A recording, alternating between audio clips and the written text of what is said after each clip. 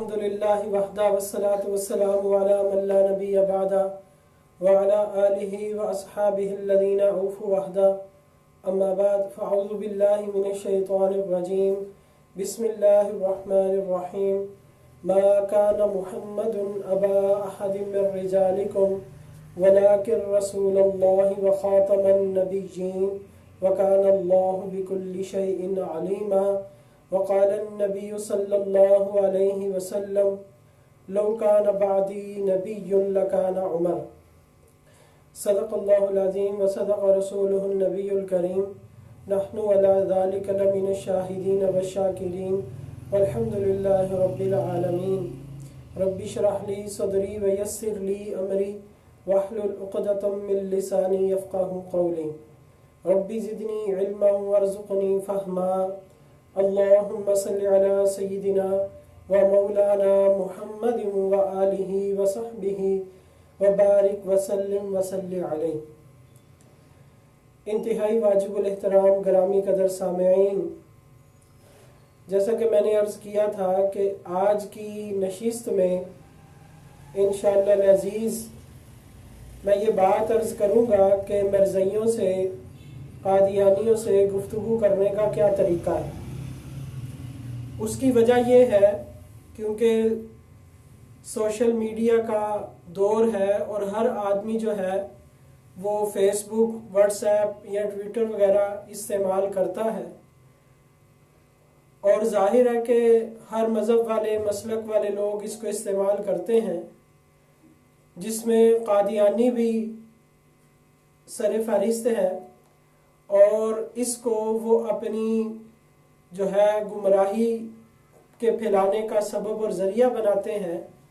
اور دیکھنے میں آئے کہ ہمارے الحمدللہ بہت سے نوجوان جو ہیں وہ ختم نبوت کے محاذ پر کام بھی کر رہے ہیں۔ تو اس سلسلے میں بہت ساری چیزیں سامنے آئیں کہ مرزائیوں سے گفتگو ہوتی ہے، تو میں نے یہ سوچا کہ کیوں نہ اپنے ساتھیوں کو گفتگو کرنے کا طریقہ بتلایا جائے کہ جو اس فیلڈ میں ان سے گفتگو کرتے ہیں۔ اور یہاں یہ بات یاد رکھیں کہ جو احباب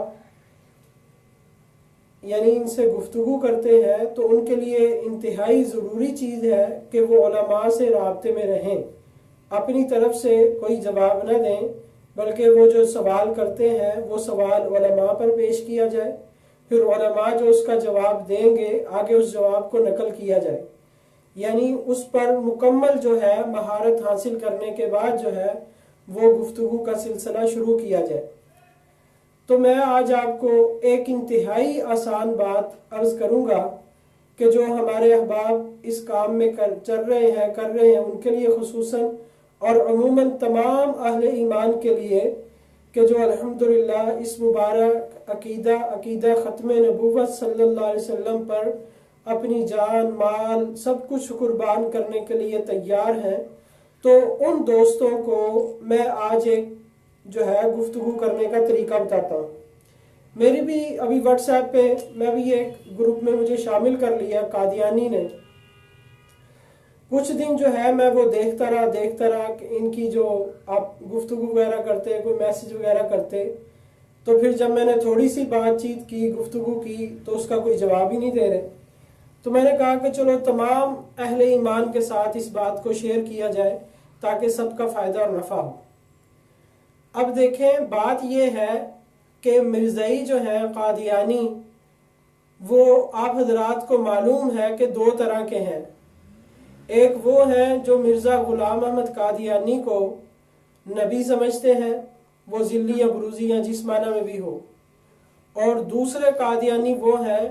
کہ جو مرزا قادیانی کو نبی تو نہیں سمجھتے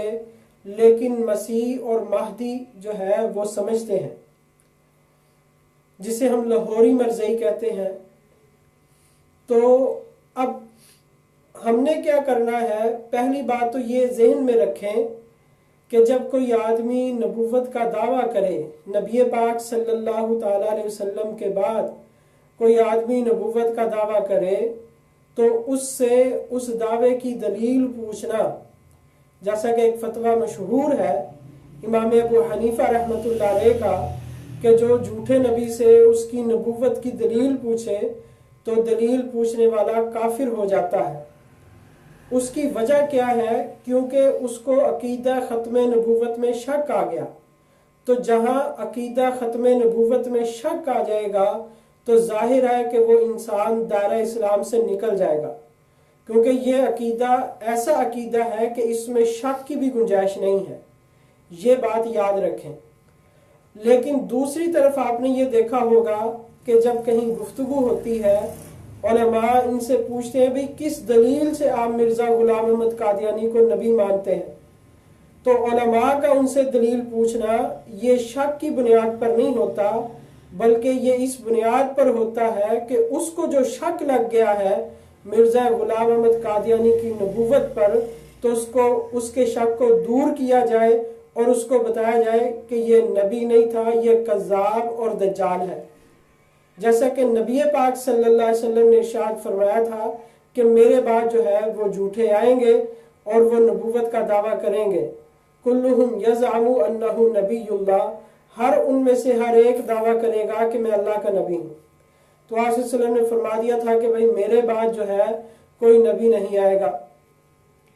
تو اس لیے علماء جو ان سے دلیل کا مطالبہ کرتے ہیں تو وہ شک کی بنیاد پر نہیں ہوتا، بلکہ وہ اس بنیاد پر ہوتا ہے کہ ان کی دلیل کو توڑا جائے اور یہ جو گمراہی کے گڑھے میں گر چکے ہیں ان کو گمراہی سے نکال کر ہدایت کے رستے پر ڈالا جائے۔ یہ بات ذہن نشین رکھیں، کیونکہ میری جو اگلی بات ہے وہ اس سے متعلق ہے۔ اب سوال کیا کرنا ہے، گفتگو کس انداز میں کرنی ہے؟ میں آج صرف ایک سوال عرض کروں گا، وہ یہ کہ جب کوئی مرزئی آپ سے گفتگو کرتا ہے، کیونکہ انہیں شوق ہوتا ہے، یہ مسلمانوں کو چھیڑتے رہتے ہیں، بار بار ایڈ کریں گے، بار بار میسیج کریں گے، کیونکہ ان کو تو اور کوئی کام نہیں ہے سوائے گمراہی کے، تو اس لیے یہ جو ہے یہ بار بار تنگ کرتے ہیں۔ تو اس سے آپ نے یہ پوچھنا ہے کہ بھئی مجھے آپ یہ بتاؤ کہ آپ مرزا غلام احمد قادیانی جو کہ قادیان کا رہنے والا تھا اس کے بارے میں آپ کا کیا عقیدہ اور نظریہ ہے؟ اب اس کا جو عقیدہ اور نظریہ ہوگا، عام طور پر کہتے ہیں جی وہ نبی تھے، معاذ اللہ، ٹھیک ہے، ذلی نبی تھے، بروزی نبی تھے۔ آپ نے کہنا ہے تمہارا یہ عقیدہ ہے، یا وہ یہ کہے کہ ہم اس کو جو ہے مہدی اور مسیح مانتے ہیں، مہدی اور مسیح مانتے ہیں۔ آپ نے جو ہے اس بات کو نوٹ کر لینا ہے اور کہنا بھئی اب اس بات پر اپنی تم نے پکا رہنا ہے۔ اب اگلی بات یہ کرنی ہے کہ اگر وہ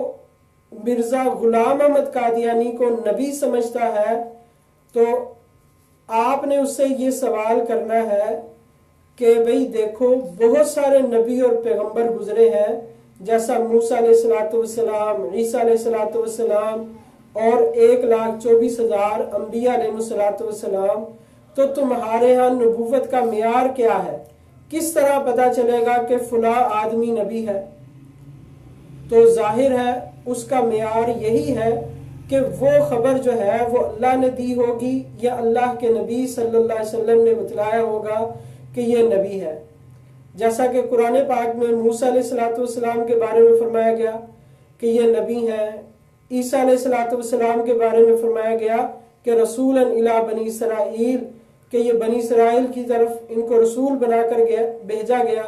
اور اسی طرح دیگر انبیاء علیہ السلام کی نبوت اور رسالت کو اللہ تعالیٰ نے بیان کر دیا نام لے کر کہ بھئی یہ نبی ہیں،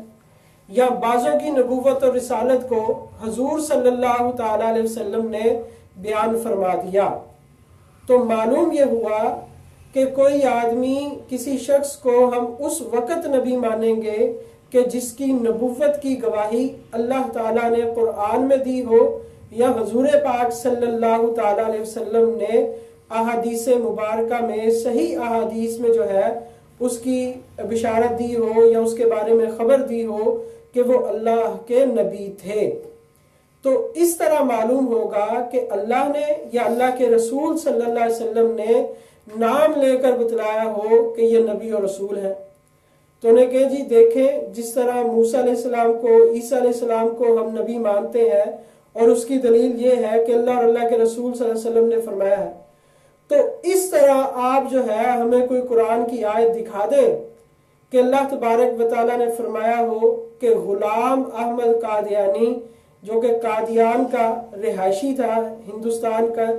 قادیان کا رہنے والا تھا، غلام احمد قادیانی، اس کی بات چل رہی ہے، تو آپ ہمیں یہ کوئی آیت دکھا دیں کہ اللہ نے فرمایا ہو کہ یہ بھی نبی ہے، ٹھیک ہے، یا اللہ کے نبی صلی اللہ علیہ وسلم نے فرمایا ہو کہ یہ نبی ہے، تو بات ختم ہو جائے گی، جھگڑا ختم ہو جائے گا۔ تو نہ تو اللہ تبارک و تعالیٰ نے کہیں قرآن میں ایسی کوئی آیت نازل فرمائی ہے، اور نہ ہی نبی پاک صلی اللہ علیہ وسلم نے کسی حدیث میں اس کا تذکرہ فرمایا ہے۔ پھر دوسری بات یہ ہے کہ اگر وہ کہے کہ نہیں جی نبی تو نہیں تھے لیکن مسیح اور مہدی تھے، کون مسیح اور مہدی تھے؟ کہ جی مرزا غلام احمد قادیانی۔ انہیں کہیں پھر بھی کسی کا مسیح اور مہدی ہونا یہ کس طرح پتہ چلتا ہے کہ یہ مسیح اور مہدی ہے؟ کیا کوئی بھی آدمی دعویٰ کرے کہ میں مسیح اور مہدی ہوں، اس کے دعوے کو مان لیا جائے گا یا اس کے دعوے کے پیچھے کوئی دلیل بھی ہوگی؟ تو جس طرح بغیر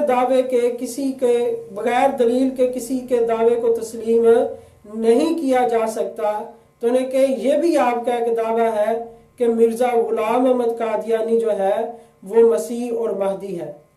مسیح اور مہدی جو ہے اس کا انتخاب بھی اللہ تبارک و تعالیٰ فرماتے ہیں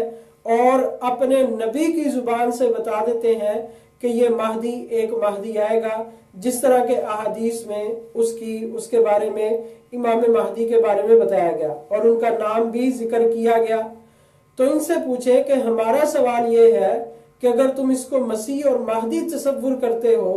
تو آپ ہمیں کوئی آیت اور حدیث پیش کر دیں کہ جس میں لکھا ہو کہ غلام احمد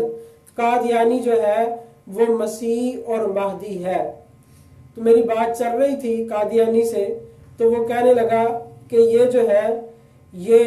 عیسیٰ علیہ السلام کی وفات کے بعد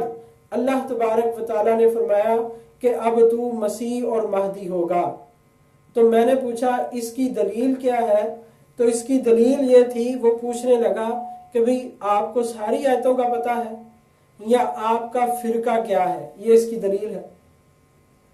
اب کرتے کیا ہے؟ ہوتا یہ ہے کہ یہ بحث کو خلط ملط کرنے والا کام کرتے ہیں۔ جب آپ بتائیں گے جی مجھے ساری آیتیں آتی ہیں تو یہ اگلی بحث شروع کر دیں گے، یا آپ بتائیں گے جی میرا تو فلاں مسلک سے تعلق ہے،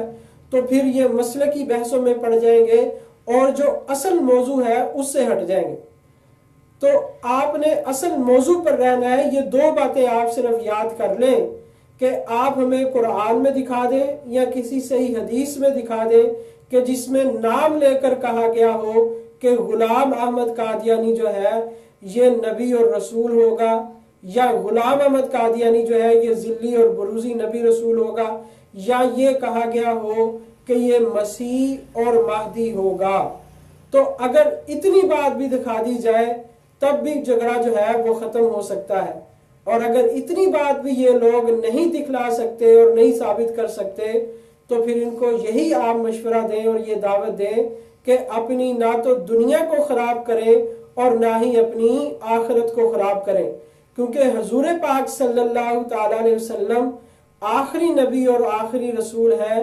آپ صلی اللہ علیہ وسلم کے بعد کوئی نیا نبی اور رسول نہیں آئے گا۔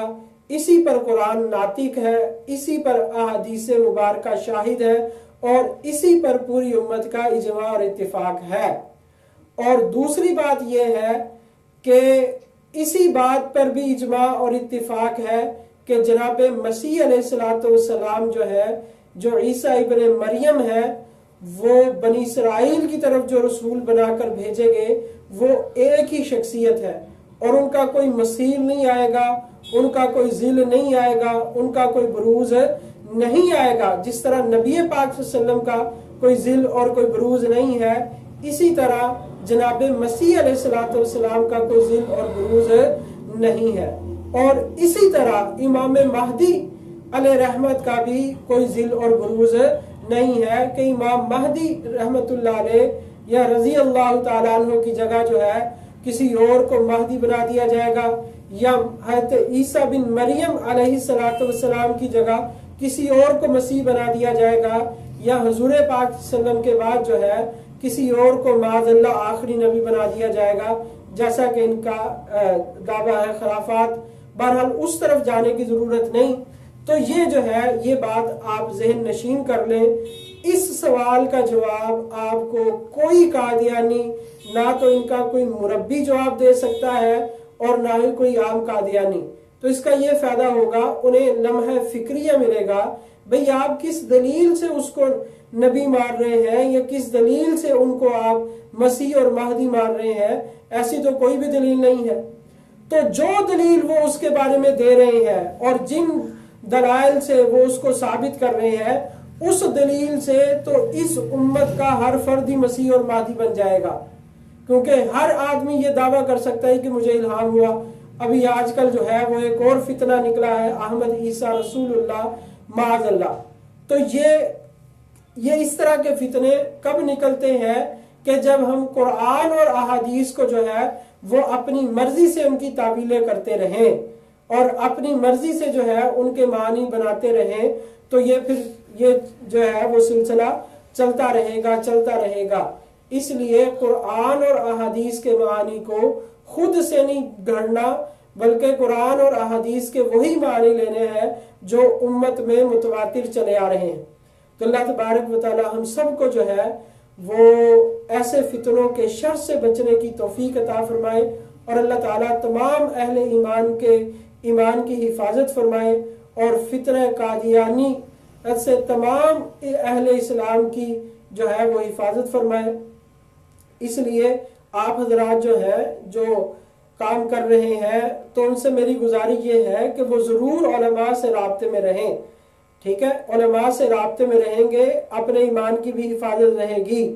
کیونکہ بعض دفعہ ذہن میں ایسی کوئی بات آ جاتی ہے، کوئی اشکال آ جاتا ہے، اور اگر بندہ اہل علم سے رابطہ نہ کرے تو اس کے ایمان کا جو ہے وہ خطرہ رہتا ہے۔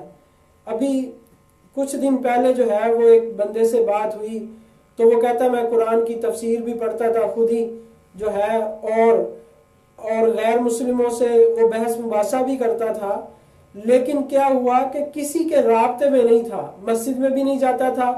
اور علماء سے رابطے میں بھی نہیں تھا۔ تو اس کا انجام کار کیا ہوا کہ اب وہ خود جو ہے وہ معاذ اللہ بے دین بن چکا ہے۔ تو میں نے پوچھا بھی آپ نے کس سے علوم دینیہ سیکھے؟ کہتا میں خود ہی پڑھتا تھا۔ تو ظاہر ہے جو آدمی خود ہی پڑھے گا، خود ہی جو اس کے ذہن میں معنی آئیں گے، مطلب آئیں گے، اسی پر چلے گا۔ تو انسان کا ذہن تو کامل نہیں ہے، جب تک کہ نور ہدایت جو ہے اس کے دل میں نہ اترے تو وہ سیدھے راستے پر قائم نہیں رہ سکتا۔ اللہ تعالی ہم سب کو اہل حق کے ساتھ چمٹے رہنے کی توفیق عطا فرمائے۔ وما علینا الا البلاغ المبین۔